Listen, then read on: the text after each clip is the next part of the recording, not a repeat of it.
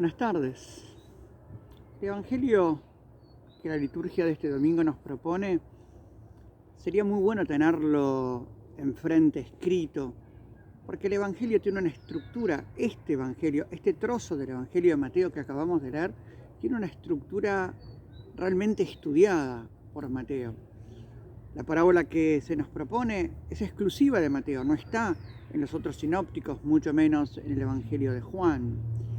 Y digo que es profundamente elaborada por Mateo porque produce lo que propone. Si nosotros leemos el texto, vamos a ver que lo que el texto va proponiendo, el mismo texto lo produce, el mismo texto como que lo va generando. El Evangelio de hoy no sabemos a quién va dirigido, dice, el Señor habló a los discípulos, pero lo viene diciendo desde párrafos anteriores. La liturgia nos introduce con el Señor dijo a los discípulos esta parábola. El reino de los cielos se parece. Como hablábamos el domingo pasado, cuando los evangelistas ponen en boca de Jesús alguna definición del reino de los cielos, nunca es una definición. Siempre es como una fotografía, una imagen.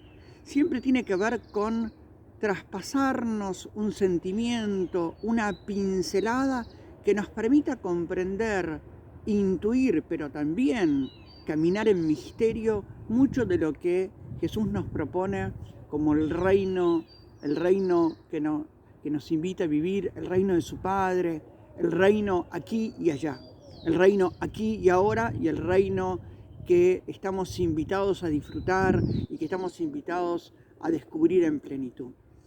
El Evangelio dice que hoy Jesús le propone esta parábola. Y el reino de los cielos se parece a un dueño de campo. Un dueño de campo que llamativamente sale él a contratar obreros para su viña. Algo que en la antigüedad hacía el administrador. Ningún dueño de campo iba a estar tan dedicado a esta tarea de salir a buscar trabajadores cada día. Y sale a buscar trabajadores muy de madrugada. Pongámonos un poquito en contexto de Israel. En contexto de Israel, los trabajos más difíciles, los trabajos, si quieren, que pudieran llevar más peligro o más áridos, estaban en manos de los jornaleros y no de los esclavos.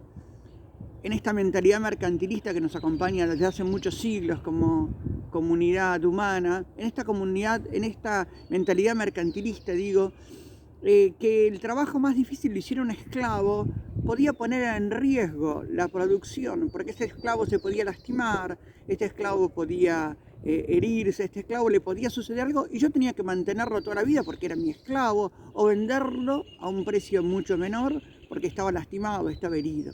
Por eso en las actividades más difíciles se contrataban jornaleros, o en las actividades que obligaran a un rápido proceso y que después fuera independiente que estuviera el trabajador o no. Por ejemplo, la vendimia, por ejemplo, la recolección de olivos. Para estos trabajos se contrataban jornaleros. Y se les contrataban jornaleros para 12 horas de trabajo. En Israel estaba, si quieren, como establecido que las jornadas de trabajo implicaban 12 horas, desde las 6 de la mañana hasta las 6 de la tarde, que más o menos el sol comenzaba a ponerse. Estas 12 horas de trabajo que, si quieren, estaban distribuidas en 4 tercios, ¿no? La hora tercia, la hora sexta, la hora nona y la hora del atardecer, hora de la finalización.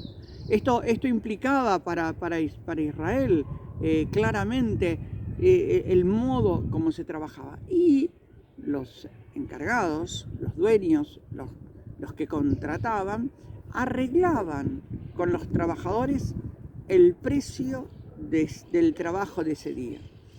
En última, siempre Israel tiene como modo lo que significa el denario. El denario era lo que más o menos una familia tipo usaba para comer o para subsistir, mejor dicho, durante un día.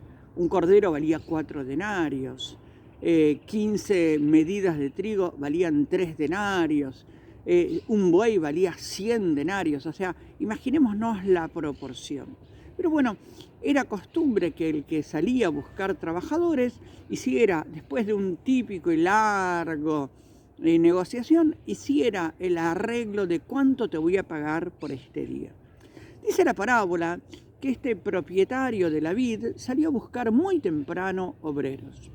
Y salió a buscar obreros y contrató el grupo posiblemente que necesitara, porque no es que dice la parábola que no había más. Llamó obreros y los mandó a su viña a trabajar. Pero este dueño del campo, dice la parábola, vuelve a salir a media mañana, a mediodía, a media tarde. 4 veces sale a buscar obreros y en cada oportunidad se encuentra con un grupo que no había sido contratado y preocupado por su viña y también preocupado, parecería, por los trabajadores, los envía a trabajar en su viña. A última hora, en la hora 11, si quieren a las 5 de la tarde, vuelve a salir y se encuentra con que hay un grupo de trabajadores que no fue contratado, que hay un grupo de trabajadores que todavía permanece, si quieren, sin haber conseguido lo necesario para su familia, para ese día. Y este propietario los envía a trabajar a su viña a pesar de que el día se esté por acabar.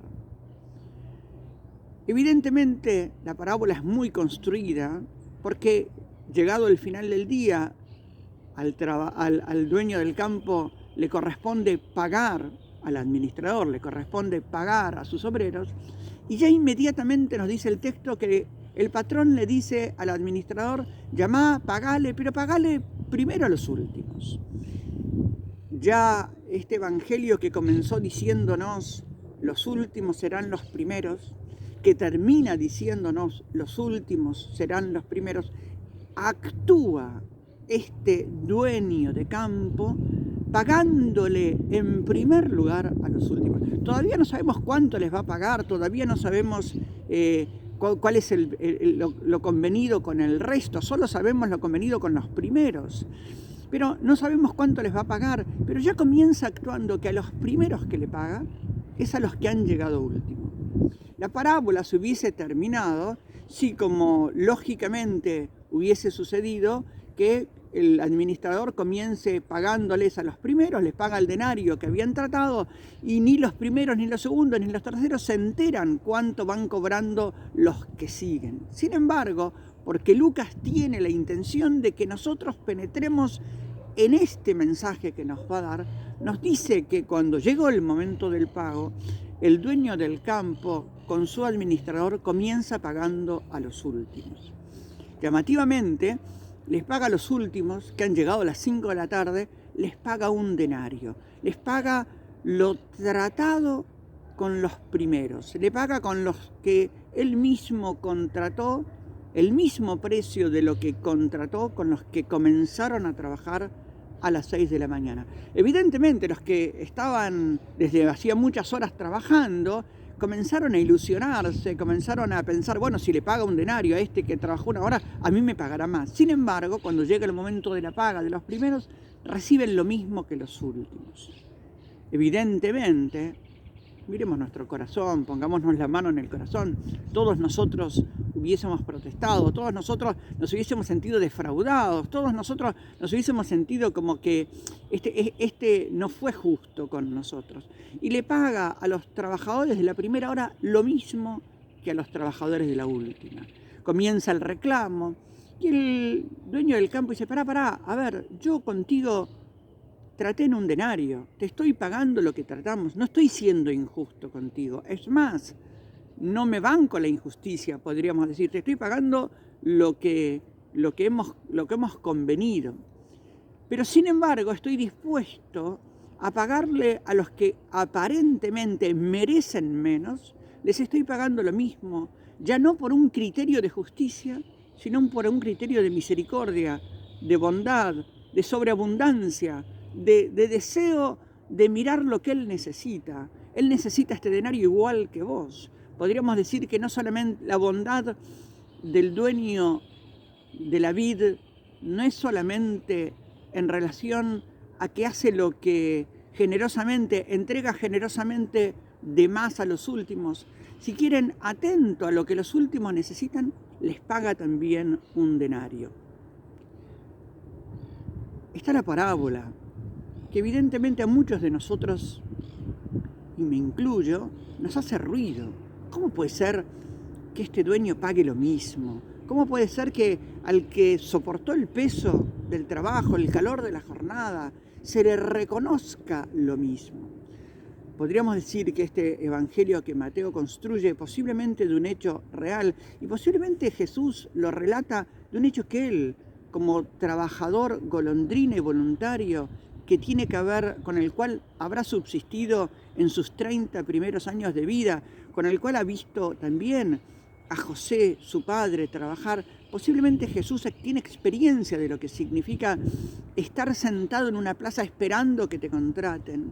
Ver que a su padre, quizás más anciano, más débil, lo dejan para lo último y le pagan moneditas, le pagan poquito o no lo contratan. Y Jesús dice, este es el reino de los hombres, el reino de mi Padre es distinto. Este es el reino de los hombres, este es el estilo de los hombres, este es el estilo del mercado. En el reino de Dios, en el reino del Evangelio, los criterios son distintos. Y si bien este dueño de campo actúa con justicia, sobrepasa la justicia por la sobreabundancia de la misericordia o la sobreabundancia de la bondad. Y si quieren, a esto estamos invitados. La justicia debe ser lo incluido, lo primero. No puede existir un mundo humano si no está atravesado por criterios de verdadera justicia. Pero el reino de los cielos, el reino de mi Padre, está llamado a mucho más. Está llamado a que nosotros seamos capaces de extender las medidas de los criterios puramente humanos y extendernos a criterios y medidas que tienen que ver con la generosidad, con el estilo, con el modo de Dios. Este evangelio, me animo a decir, es como una fotografía síntesis, si quieren, de todo el evangelio. Porque ahora cambiemos el trabajador de la vid y pensemos en el mérito, entre comillas, de ser cristiano. ¿Cuántos hombres y mujeres podríamos decir, yo viví toda la vida el evangelio, fui a misa, confesé, comulgué, guardé los preceptos del Señor con fidelidad, y a este atorrante que, si quieren, creyó en cualquier cosa, que vivió de cualquier manera, a último momento se le regala lo mismo que yo, que con el sudor de la jornada y el peso de la vida he vivido y construido? A muchos nos cuesta salir del esquema del mérito, un esquema que para Jesús no es el criterio con el cual el Padre piensa y se vincula con los hombres y con los hombres más pequeños. Y me parece fundamental e importante comprender cómo esta clave de sobreabundancia amorosa, de sobreabundancia misericordiosa que Dios tiene para con nosotros. Pero también este evangelio es clave porque el dueño de la vid le dice a su administrador, comenzá desde los últimos. Y aquí me parece que hay un gran criterio para nuestra pastoral y nuestra evangelización. Nuestra pastoral está llamado a llegar a todos los rincones de la tierra y a todos los hombres. Pero nos dice el Señor, comiencen desde los últimos. Porque si no comienzan desde los últimos, hay muchos últimos que morirán por su fragilidad y su vulnerabilidad sin haber escuchado, sin haber recibido, sin haber descubierto la ternura de Dios, la ternura y la cercanía, la misericordia, el consuelo, la solidaridad de la comunidad cristiana. Hay muchos de los últimos que no podrán esperar. Comiencen desde los últimos. Y aquí hay un criterio profundo de la evangelización latinoamericana. Pensar desde los últimos, creer desde los últimos, actuar desde los últimos. Este es un profundo llamado a la conversión, porque para nosotros es mucho más a veces agradable, fácil y sencillo comenzar con los que empiezan con nosotros, comenzar con los que, si quieren, nos resultan más simpáticos, huelen mejor, están mejor vestidos. Y el Señor nos dice, comiencen y actúen desde los últimos, porque cuando los últimos tienen vida, significa que la vida llegará a todos. Porque si no comenzamos desde los últimos, este proceso de la vida que se derrama dejará a muchos hombres vacíos porque se perderán, morirán antes de que este regalo se les presente, se los invite. Este evangelio de la desmesura del Dios que nos dice a nosotros, que le dice a los fariseos, que le dice a los discípulos, miren, el trabajador de la primera hora debería estar disfrutando de que pudo llevar con dignidad su denario a su familia y pudo sostener a su familia con el peso de su trabajo y con la dignidad de su trabajo, y que en justicia se le pagó. Y ser capaces también nosotros de actuar con esta misma desmesura de Dios y comenzar como el Señor comienza, con los últimos. Se dice que Jesús casi no entró en ninguna gran ciudad para evangelizar en ningún gran lugar. Siempre, al igual que Francisco de Asís, comenzó por los leprosos y los marginados. Comenzó por los que más necesitan. Comenzó con aquellos que quizás podrían no llevar el denario, el sustento necesario a sus hogares. Ojalá que como iglesia, que como comunidad cristiana, este evangelio de la sobreabundancia, este evangelio donde el Señor rompe toda medida, nos transforme y nos convierta. De ser una iglesia que escucha la justicia, va a ser una iglesia que en la desmesura del reino actúa el reino. Que así sea.